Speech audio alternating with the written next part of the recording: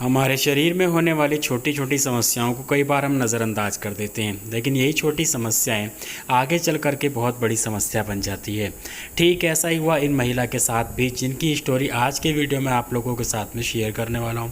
दोस्तों, ये शादी के 5 साल बाद माँ बनी है और इनको क्या प्रॉब्लम थी, कैसे इतना समय लग गया और कौन सी इन्होंने हमारी टिप्स को फॉलो किया, यही सारी चीज़ें इस वीडियो में आप लोगों के साथ में शेयर करूँगा।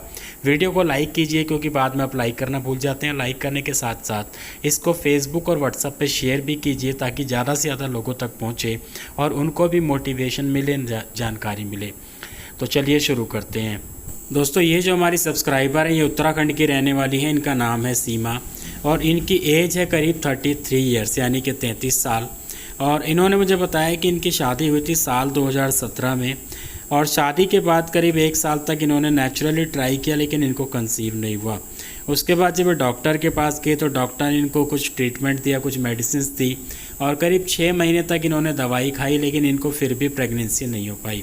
यहाँ पे डॉक्टर ने इनको किसी तरह की कोई प्रॉब्लम नहीं बताई थी, और उस दौरान इनको एक समस्या ये रहती थी कि इनके पेट के निचले हिस्से में दर्द रहता था अक्सर, और सूजन सी बनी रहती थी।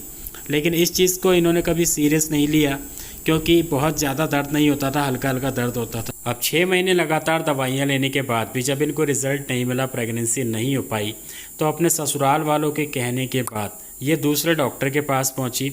और जब दूसरे डॉक्टर को इन्होंने सारी चीज़ें बताई, तो डॉक्टर ने जब ये देखा कि इनके पेट के निचले हिस्से में सूजन रहती है, दर्द रहता है, तो डॉक्टर को पीआईडी का डाउट लगा। उनको लगा कि इनको पीआईडी की समस्या हो सकती है।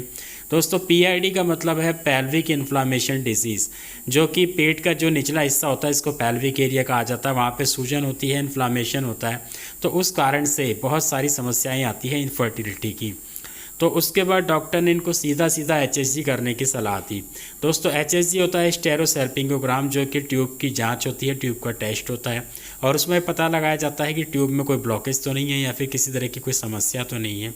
तो डॉक्टर ने जब इनका एचएसजी किया तो उसमें जो है इनके ट्यूब में ब्लॉकेज पाई गई, पेल्विक एरिया में सूजन थी, इन्फ्लामेशन थी, तो इस कारण से इनकी ट्यूब में ब्लॉकेज आ रही थी।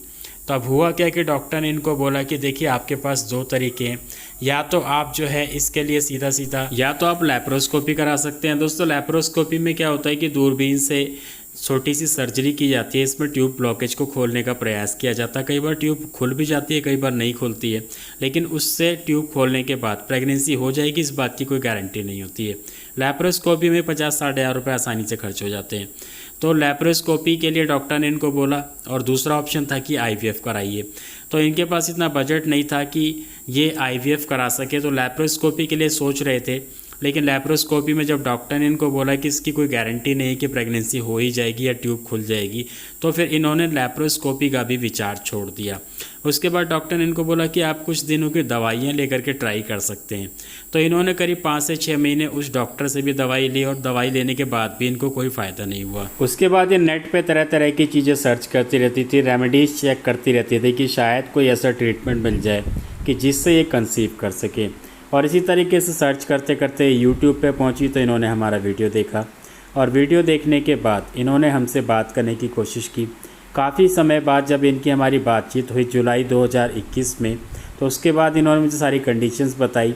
तो मैंने इनको कुछ टिप्स दी थी, जो कि मैं आप लोगों के साथ यहाँ पे शेयर कर रहा हूँ। टिप नंबर 1 है फर्टिलिटी मसाज। दोस्तों, जैसे कि आप लोगों को मैं बताता रहता हूँ कि ट्यूब ब्लॉकेज हो, या फिर पेट में सूजन हो, या यूट्रस में या फिर ओवरी में किसी तरह की कोई प्रॉब्लम हो, तो उसके लिए आप फर्टिलिटी मसाज कर सकते हैं। फर्टिलिटी मसाज कैसे करनी है, इसके लिए आप ऊपर आई बटन पर क्लिक करेंगे तो मेरा वीडियो मिल जाएगा, उसमें मैंने खुद से करके दिखाया, आप उसको देख के सीख सकते हैं। क्या परहेज करने हैं, क्या उसका समय रहेगा, क्या टाइमिंग रहेगी, ये सारी चीज़ें आपको उस वीडियो में मिल जाएगी। तो इनको जो है मैंने फर्टिलिटी मसाज करने के लिए एडवाइस किया था। टिप नंबर 2 है अर्क मकोह सिरप। दोस्तों, ये एक यूनानी सिरप है और अर्क मकोह के नाम से आता है। हमदर्द का भी आता है और भी बहुत सारी कंपनी का आता है, लेकिन मैंने इनको हमदर्द का अर्क मकोह ही एडवाइस किया था। और ये जो सिरप है दोस्तों, ये सूजन को ठीक करने में बहुत ही ज़्यादा कारगर है। पूरी तरीके से नेचुरल है। जैसे कि आप लोग जानते हैं कि आयुर्वेदिक और जो यूनानी दवाइयाँ होती हैं नेचुरल होती हैं, इनमें किसी तरह की कोई अंग्रेज़ी दवाई या कोई स्टेरॉइड का इस्तेमाल नहीं किया जाता है। तो ये पूरी तरीके से सेफ़ होती है, और इसका जो असर है बहुत ही अच्छा है। और इसकी जो डोज़ है ये अलग अलग पेशेंट के अकॉर्डिंग दी जाती है। तो यहाँ पे मैं आपको इसकी डोज़ एडवाइस नहीं कर रहा हूँ, मैं सिर्फ आपको यही बता रहा हूँ कि मैंने इनको जो है अर्क मकोज सिरप दिया था, क्योंकि इनको जो पीआईडी की शिकायत थी सूजन की, तो इसलिए मैंने इनको ये वाला सिरप एडवाइस किया था। टिप नंबर 3 है गर्म पानी की सिकाई। दोस्तों इनको पीरियड्स के दौरान गर्म पानी की सिकाई करने के लिए एडवाइस किया गया था, क्योंकि ख़ास तौर पर जब पीरियड्स आते हैं तो उस दौरान पीआईडी के जो पेशेंट होते हैं उनको काफ़ी ज़्यादा परेशानी का सामना करना पड़ता है। उनका जो निचला हिस्सा होता है, जो उनका पेल्विक एरिया होता है, वहाँ पे उनको काफ़ी ज़्यादा पेन होता है। तो इसलिए इनको पीरियड्स के दौरान गर्म पानी से सिकाई करने की एडवाइस किया गया था। टिप नंबर 4 है डाइट। दोस्तों डाइट में इनके कुछ परहेज़ है, जैसे कि तली हुई चीज़ों का, ज़्यादा मसालेदार चीज़ों का, ठंडे पानी का, फास्ट फूड का, जंक फूड का, इसके अलावा मीठी चीज़ों का, जैसे कि चीनी से बनी हुई चीज़ें, मैदे से बनी हुई चीज़ें, पैकिंग की आइटम है। तो इस तरीके से जितने भी ये फास्ट फूड जंक फूड वाले सब जो सामान है, इन सब चीज़ों का इनको परहेज़ करवाया गया था, क्योंकि मैं हर किसी को ये एडवाइस करता हूँ कि अगर आपकी डाइट अच्छी नहीं होगी तो आपको जो है कोई भी रेमेडी फ़ायदा नहीं करेगी। तो इसलिए इनको भी एक अच्छी डाइट फॉलो करने के लिए कहा गया था। इसके साथ साथ इनको योगा करने के लिए एडवाइस किया गया था। योगा में इनको विपरीत करनी, अनुलोम विलोम और कपालभाति, ये तीनों योगा एडवाइस किए गए थे। ये सारी चीज़ें इनको 3 महीने फॉलो करने के बाद HHG टेस्ट कराने के लिए एडवाइस किया गया था। इन्होंने इन सारी चीज़ों को फॉलो भी किया, लेकिन HHG टेस्ट कराने से पहले ही इनके पीरियड मिस हो गए, और उसके बाद जब प्रेगनेंसी टेस्ट किया गया तो पॉजिटिव था। एक डर ये भी था कि कहीं एक्टोपिक प्रेगनेंसी ना हो जाए, लेकिन जब ये डॉक्टर के पास गए, डॉक्टर को सारी चीज़ें बताई, तो डॉक्टर ने इनका बीटा HCG किया जो कि नॉर्मल था, और इनकी प्रेगनेंसी बिल्कुल सेफ थी। और उसके बाद अभी कुछ दिनों पहले ही इन्होंने एक प्यारे से बेबी बॉय को जन्म दिया है। तो इस तरीके से आप लोग देख सकते हैं कि ट्यूब ब्लॉकेज होने के बाद भी इन्होंने नेचुरली कंसीव किया और नॉर्मली डिलीवर भी किया। दोस्तों आप लोगों को मैं यही कहना चाहूँगा कि जिन महिलाओं की भी ट्यूब ब्लॉकेज है, या जो भी मुझे कमेंट करती हैं या फिर इंस्टाग्राम पे मुझसे अक्सर ये पूछती रहती हैं कि सर ट्यूब ब्लॉकेज की प्रॉब्लम है, क्या करना चाहिए। तो देखिए, अगर आपको ट्यूब ब्लॉकेज की प्रॉब्लम है तो सबसे पहले आप फर्टिलिटी मसाज करना शुरू कीजिए। दूसरी चीज़, आप अपनी डाइट अच्छी रखिए, योगा करिए, और अगर आप मुझसे पर्सनली बात करना चाहते हैं तो मुझे इंस्टाग्राम पे फॉलो करके मुझे अपनी प्रॉब्लम मैसेज कर सकते हैं, मुझसे पर्सनली कंसल्टेशन भी कर सकते हैं, जिसमें कि मैं आपकी कंडीशन को देखते हुए आपके अकॉर्डिंग और भी कुछ अच्छी चीज़ें आपको एडवाइस कर पाऊँगा। तो दोस्तों आज का वीडियो इतना ही। उम्मीद है आप लोगों को वीडियो पसंद आया होगा, वीडियो ने मोटिवेट किया होगा, नॉलेज भी दी होगी। तो वीडियो को लाइक कर दीजिए, ज़्यादा से ज़्यादा शेयर कीजिए फेसबुक और व्हाट्सएप पे, ताकि हर किसी तक वीडियो पहुंचे और वो लोग भी इसका फ़ायदा उठा सकें।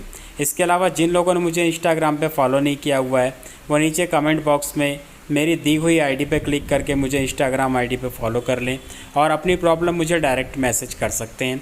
इसके अलावा थोड़े थोड़े दिनों में मैं बीच बीच में इंस्टाग्राम पे लाइव भी करता रहता हूँ, तो आप अपनी प्रॉब्लम के बारे में अगर जानकारी चाहते हैं तो मुझे वहाँ पर भी ज्वाइन कर सकते हैं।